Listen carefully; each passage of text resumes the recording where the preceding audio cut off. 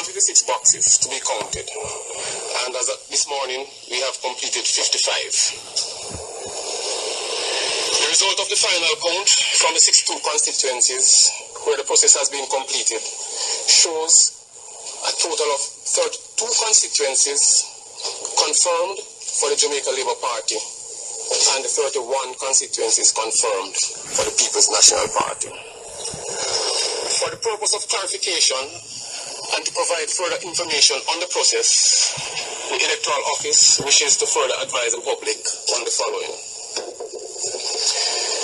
The law provides for the conduct of a final count to commence in each constituency the day after the poll has been taken. And it must be noted that each count takes place in the individual constituency, and therefore there will be no need to seek to prioritize. They are all priority and would have to be completed. The results that are given on the night of the election are preliminary results only, obtained from the presiding officers who would have counted the ballots in the presence of the agents of the candidates. The ballot boxes are not opened by the returning officers on the night of the election. Those preliminary results are read from preliminary statements issued by each presiding officer. Now, the returning officer is the person who is responsible for the conduct of the election and who is required to return or to indicate who the winner for that constituency is.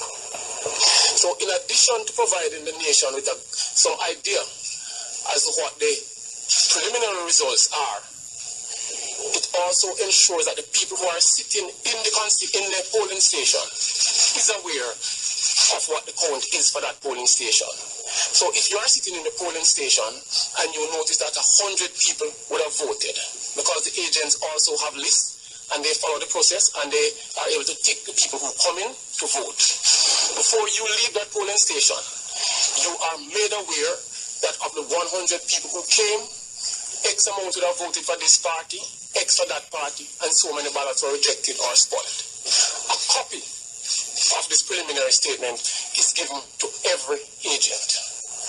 Therefore, it is quite easy for the parties to collect these statements from their agents and to do a tally for themselves at a later date. The final count of votes, which is a requirement under Section 45 of the Representation of the People Act, begins the morning after the election, which in this case would have started on Friday, February 26, 2016. It proceeds continuously with each returning officer examining each ballot box using the election and reconciling the number of votes validly cast, the number of rejected ballots, the number of spoiled ballots, and the number of unused ballots to ensure that every single ballot is accounted for.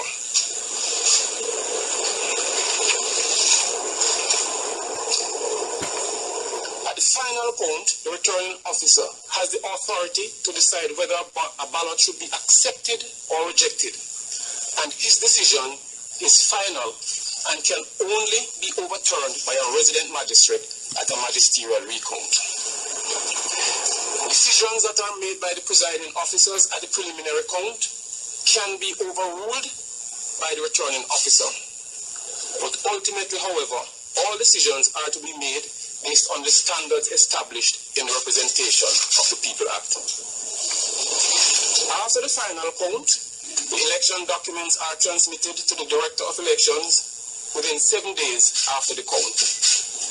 Section 47 of ROPA allows a 4-day period from the conclusion of the final count of any candidate who is from the final count, and for any candidate who is aggrieved to file an affidavit in the resident magistrate's court requesting a recount of the votes. I've heard a lot of rumor about missing ballot boxes. Now, to address this rumor about boxes being tampered with and thrown away and missing, on the night of election, the Electoral Office and every returning officer must account for every single ballot box and the material used in each polling station. The report that you get, that the public gets, is given on a box-by-box basis, and so any box that is missing would be known on the night of the poll. Boxes are couriered by supervisors, accompanied by party agents, and so the parties would also be aware of any missing box. This is not something that could be hidden. The returning officer must have in his or her possession, under lock and key and guarded by the security forces, every box that was issued prior to commencement of the final count. The counting is proceeding with all reasonable haste at this point in time, and the speed of the count is dependent on a number of things. So people will wonder, why is it that the count is completed earlier in some constituencies than in others? Naturally, the individual's ability to count. The returning officers are of different ages and agility. Therefore, the returning officer's natural ability would play a role. The size of the constituency is also important. You have constituencies with well over 100 stations. You have those with well under 100. The number of votes to be counted would also play a role. The turnout in some constituencies is much higher than it is in others. The closeness of the results is also very, very critical, because when the results are close, the agents, and in many cases the lawyers who represent the party, they want to scrutinize. Sam Johnson from Best Radio. Can you say with clarity whether there were electoral fraud committed in the 2016 election? I can say with clarity that there is no event of any electoral fraud that I am aware of. Assume that there is a time, Mr. Director, what should be the constitutionality in terms of the ramification of the election? If there is a tie within the constituency, the returning officer has the casting vote. The returning officer has the casting vote. We have 61 seats, so 63 seats, so we are sure that there won't be a tie at the national level.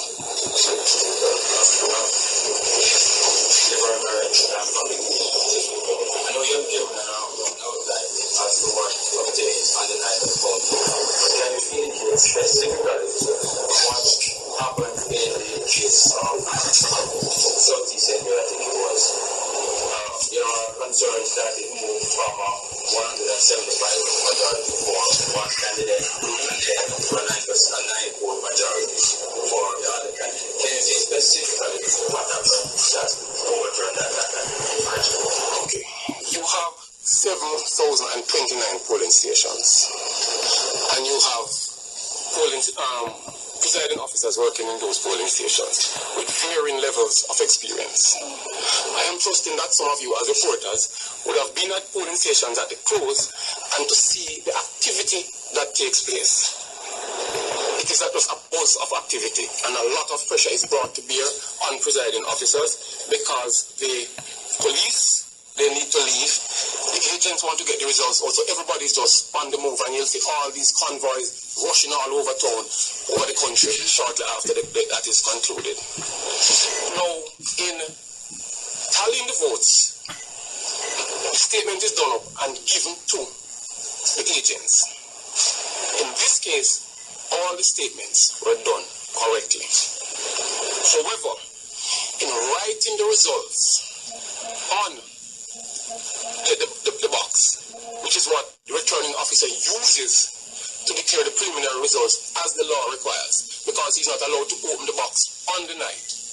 There was some transposition error on one of the boxes, where someone who should have gotten 100 and odd was given the lower number, and the person who should have gotten the lower number got the 100 and odd. So it was a simple transposition error in that constituency on one of the boxes, and that account. My understanding of Rule was that I didn't hear rumors this morning or comments on the media. I'm not thinking that had been an electoral official with a role for the electoral with presiding officer, etc. in the system. In a era of race where I'm going to state that very clearly. I'm somewhat aware of the system. I've been told that there had been an attempt by, in the case in St. Mary, that the intent of the elector was subverted to the extent that votes that were, the exits that were made beside the bell or beside it, beside the head, or yes, as you call it, beside the head, have been rejected as spoiled ballot because it was not done in the corner from the head or from the bell to the rightmost corner of the ballot. Someone who has worked in the system, I'm going to make a little correction, and no disrespect meant, but you said spoiled. It is very important that everyone... I said rejected, but rejected is very spoiled. I just want to be clear that everyone understand that there's a difference between the spoiled ballot and the rejected ballot, and this is very important because a spoiled ballot would never have gone into the ballot box. What happens is the elector goes behind the screen and marks. The elector comes back and said, I made a mistake. It's either that he voted for the wrong person or whatever the reason. The presiding officer is required to take that ballot and without opening it, puncture it and put it in the spoiled ballot envelope. Therefore, a spoiled ballot is never looked at. It should not be counted by the presiding officer or the returning officer because it was never a part. Because that elector would have been given a second ballot. When you do the count, any ballot that does not meet the requirements as far as the presiding officer is concerned is then rejected. Now, to suggest that a presiding officer or a returning officer is seeking to subvert the system by rejecting a ballot, valid ballot, what is in your opinion a valid ballot, what is not in theirs, it is up for interpretation. Because if that is being applied uniformly and consistently, I have no problem with that. Therefore, the candidates now have the right to appeal at the returning officer's level first, and then further at the resident magistrate's level. Right? So any such intention could not stand because the candidate and his or her agent would be there to see that in what you are suggesting, 50 valid ballots cast for X were rejected. And therefore, by going to the resident magistrate, which to my mind, and in the electoral system is the ultimate in terms of that decision-making process. So there are steps through which that could be alleviated or remedied. It's really a natural risk we come, and it's a very laborious process, and it takes forever. After this, we should use President Mr. Fisher. Good morning to you, sir. Good morning to you. The General Secretary and a member of the NEC for the governing team has entered pieces of information into the public domain, and I wish to ask you whether they are business speak to the work of the UOG. You said that the ink slips issued by the DOJ on the night of the election showed Marsha Francis winning by 10 votes, while then was James Roberts declared as winner for Western St. Thomas. I want to ask you, sir, if it's true that the ink slips issued by the DOJ on the night of the election showed Marsha Francis winning by 10 votes. The ink slips are issued per polling station. I have not seen the statement that you refer to, but whoever has made that statement, they can easily prove it to you by giving you all the pink slips and allowing you to add it up for yourself. I am saying that the slips that is maintained in our book will reveal what the results are at the end of the count.